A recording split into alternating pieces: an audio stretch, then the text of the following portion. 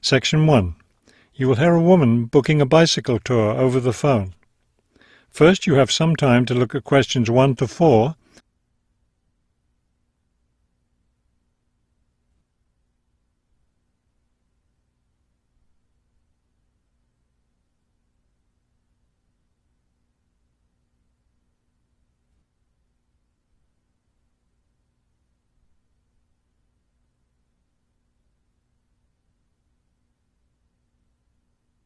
You will see that there's an example that has been done for you.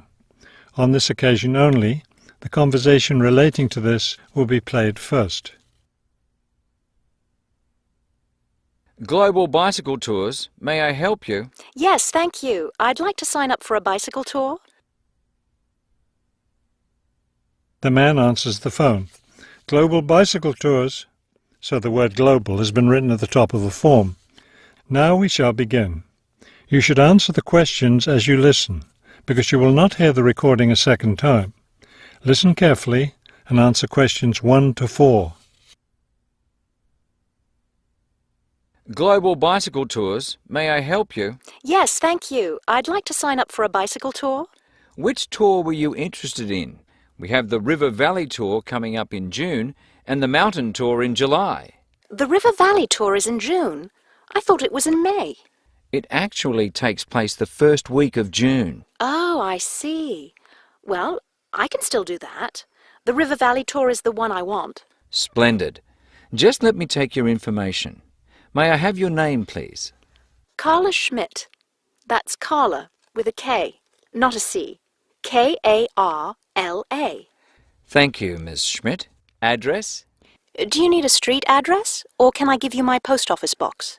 A post office box is fine. It's P.O. Box 257, Manchester. Thank you. Okay, next. Will you be bringing your own bicycle, or do you want to rent one from us? I'll bring my own.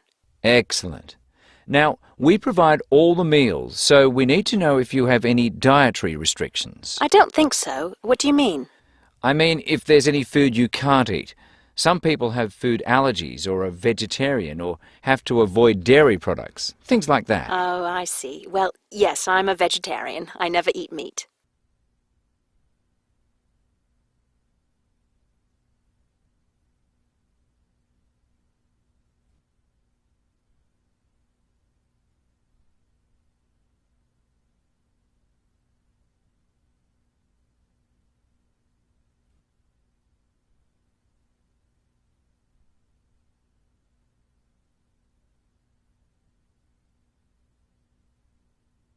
Now listen and answer questions 5 to 10. All right, I'll make a note of that. Now, the total cost of the tour is $750. That much? The price includes everything. Food, hotel, transportation, everything. Everything? Yes, everything. The only other thing is you'll want to tip the tour guide. We usually recommend 5% of the total tour cost. A 5% tip. I guess that's reasonable. In order to reserve your space on the tour, I'll need a 30% deposit. Do you need that right away? We generally ask for the deposit at least 4 weeks before the tour begins. The River Valley tour begins, 6 weeks from now. So you'll need to pay the deposit in 2 weeks. I think I can do that. I wonder if you could tell me something. How will our luggage be transported? Do we carry it on our bicycles? No, you leave that to us. We have a van that carries your luggage from hotel to hotel each day, so you don't have to worry about it. Great. I have a luggage rack for my bike, but I guess I won't have to bring that. No, you won't. But there are a few items we recommend that you bring. We can't control the weather, so you should bring a raincoat or rain gear. Yes, that's a good idea. And I should have my own spare tire too, shouldn't I?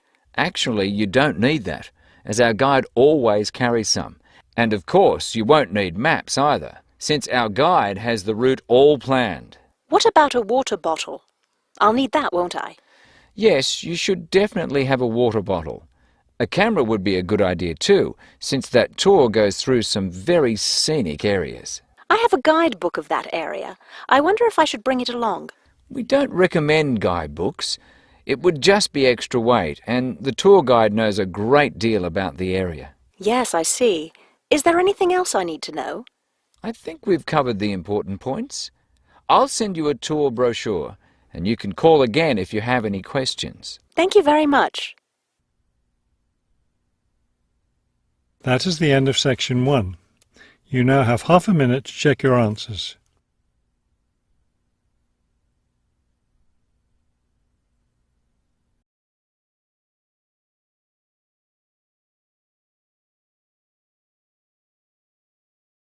Section 2.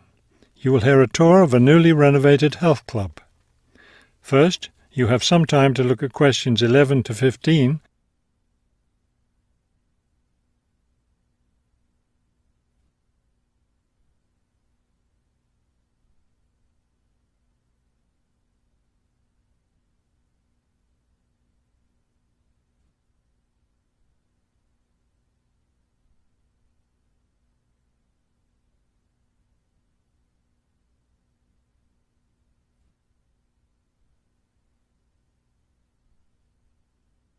As you listen to the first part of the talk, answer questions 11 to 15. Thank you all for coming to see the new renovations to the Hartford Health Club. I know you'll be as pleased as I am to see the wonderful results of our months of hard work to improve the club and bring you the best facilities ever. We'll begin in here with the swimming pool. You'll notice the new colour of the adult pool, a lovely cool green. Now walk over here and look at the children's pool. It's the same green, but as you see, with brightly coloured sea creatures painted everywhere. Both of the pools needed painting, not only for maintenance, but I think the new colour greatly improves the atmosphere of this part of the club. Next, let's take a look at the locker rooms. Don't worry, there's no one using them just now. Doesn't it feel roomy in here? We've expanded both the men's and women's locker rooms, so now they'll be much more comfortable to use. There are bigger lockers, a good deal more room in the dressing area, and more places to store extra towels and equipment. Be careful as you walk through here. The floor's just been polished and may be a bit slippery. Let's go up to the exercise room next. Here, you'll notice a new floor. Walk on it. Doesn't that feel comfortable? It's a special material, softer than the old floor, an ideal surface for jogging and exercising. They had to move all the exercise equipment out while they were working on the floor, but don't worry, it will be brought back in before the end of today. Let's step outside now and look at the tennis courts. We haven't done a great deal here except to the equipment. We replaced all the nets and the ball throwing machine. Otherwise, everything is the same as it was before. Let's walk down this hallway, and here we are at the club store in its new location. We thought here by the entrance was a better place for it than where it used to be by the swimming pool. But it still has all the same items for sale, sports equipment and clothes in the club colours.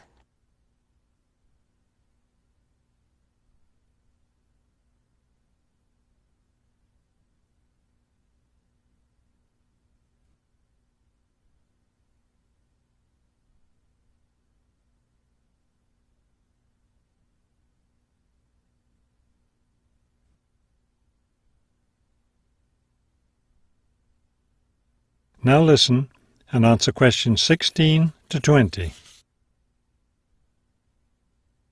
We're excited about the upcoming activities and events to take place in our newly renovated club.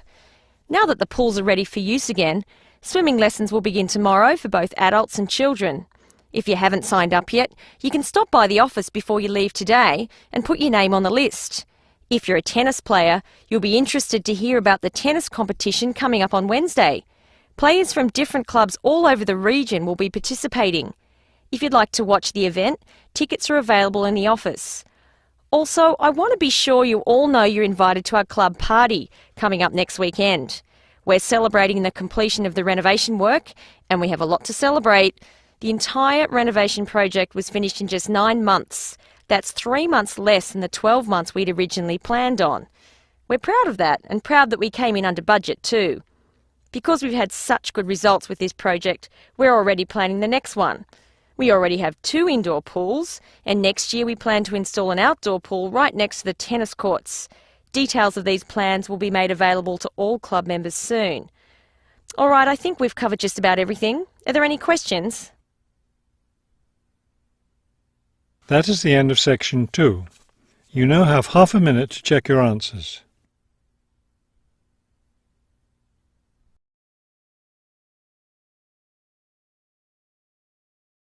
Section 3.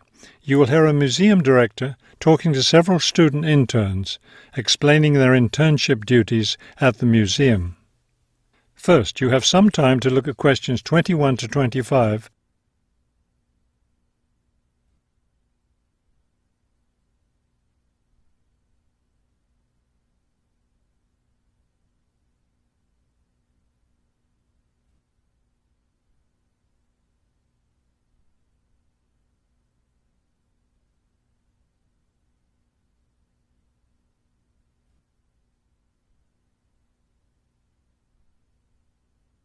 As you listen to the first part of the conversation, answer questions 21 to 25. Welcome to the City Museum of Art. I'm Dr. Shirley Johnson, the director of the museum's internship program. Today, I'll be giving you an orientation to the museum and our museum administrator's internship program. Will we get a chance to tour the museum today? Yes, we'll start right now with a tour of the building. We'll skip the basement. Most of that part of the building is devoted to art conservation, which won't be part of your internship. Let's begin here on the ground floor with the museum offices.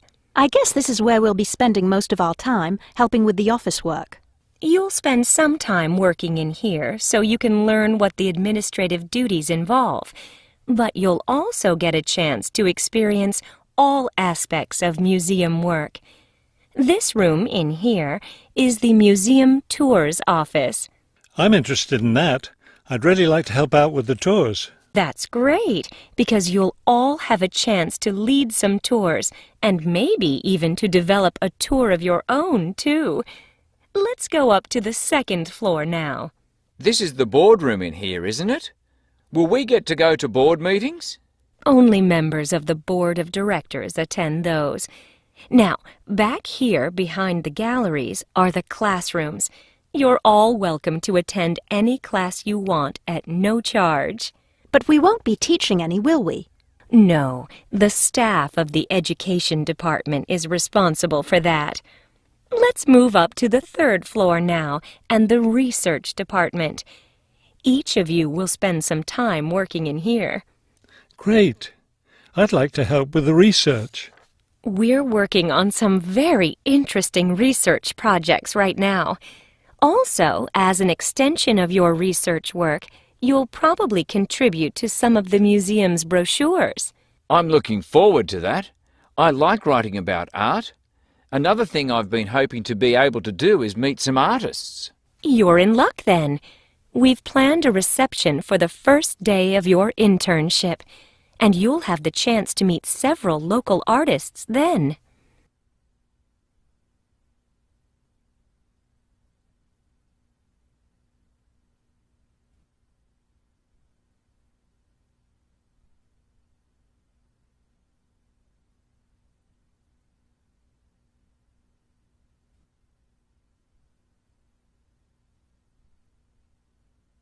Now listen and answer questions 26 to 30. Could you give us a little background of the museum? I mean, when it was built and some information about the collections and things like that? Of course. The main part of the museum was built in 1895 with a combination of public and private funds. The new wing was built 60 years later with a donation from the Rhinebeck family. That part of the museum was built for the modern art collection, wasn't it? Yes, it was. In the main part of the museum, we have a gallery devoted to works by local artists, our sculpture collection, and a small collection of classical European art. You mentioned classes earlier. What kinds of classes does the museum offer? In our adult education program, we offer a series of art history classes, and for children, we have a program of arts and crafts workshops. You can get a brochure from the office that will give you more information. I saw a lot of chairs set up in the main hall. What are those for? Those are there for tonight's musical performance. We offer a weekly concert series during the fall and winter, and of course, all of you are welcome to attend. Now, if there are no more questions, let's step into my office, and I'll show you your schedules. That is the end of section 3. You now have half a minute to check your answers.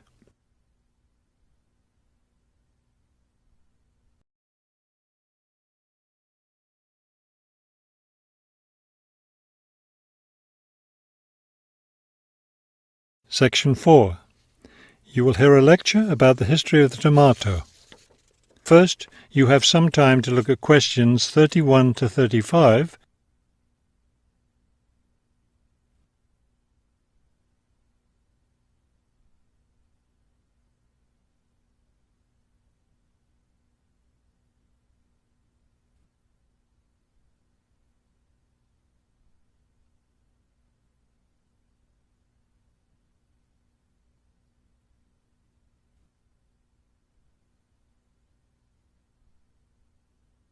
Now listen carefully and answer questions 31 to 35. The tomato is a popular vegetable, which figures in the cuisine of many countries around the world. It is particularly prominent in Italian cooking, but it was unknown in Europe until Spanish explorers brought it back from the Americas. The tomato originated in the highlands of Peru. From there, it eventually found its way to Mexico, where it was cultivated by the Aztecs. The Aztec tomato wasn't the large red vegetable we know today. Rather, it was small and yellow. When this small round fruit arrived in Italy, it was named golden apple for its bright yellow color. You'll notice I just called it a fruit. That's because a tomato is botanically a fruit, even though most everyone calls it a vegetable. The actual word tomato comes from the Aztec name for the vegetable, meaning plump thing. The tomato arrived in Europe in the 1500s and quickly became a popular food in Spain and Italy. In the late 1600s, the Italians began publishing recipes that used tomatoes. The British, however, had a different attitude toward the vegetable. It was grown as an ornamental plant in Britain in the 1600s, but it wasn't eaten, because it was thought to be poisonous. It wasn't until the 1700s that tomatoes became part of the daily diet in Britain.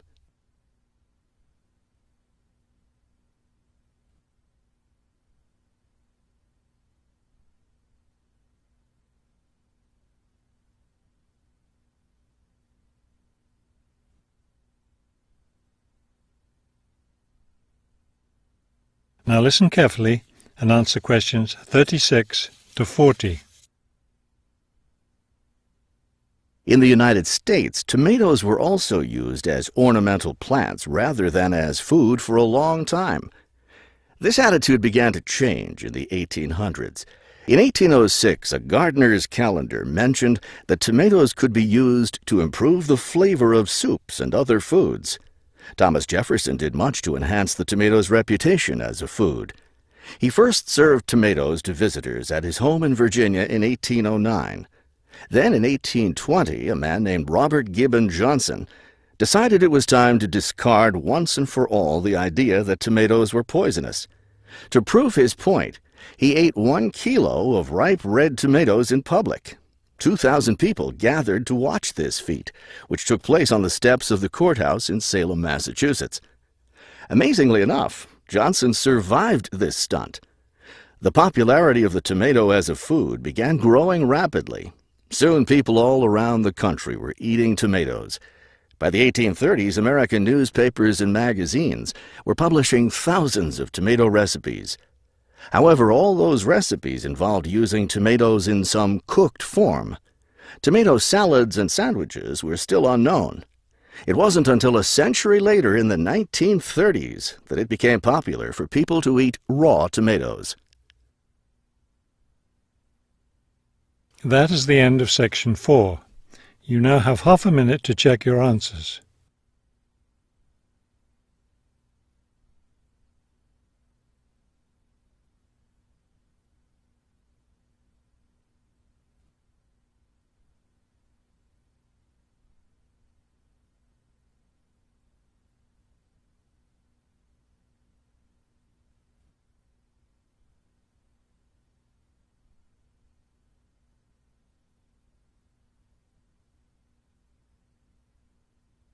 You will now have 10 minutes to transfer your answers to the listening answer sheet.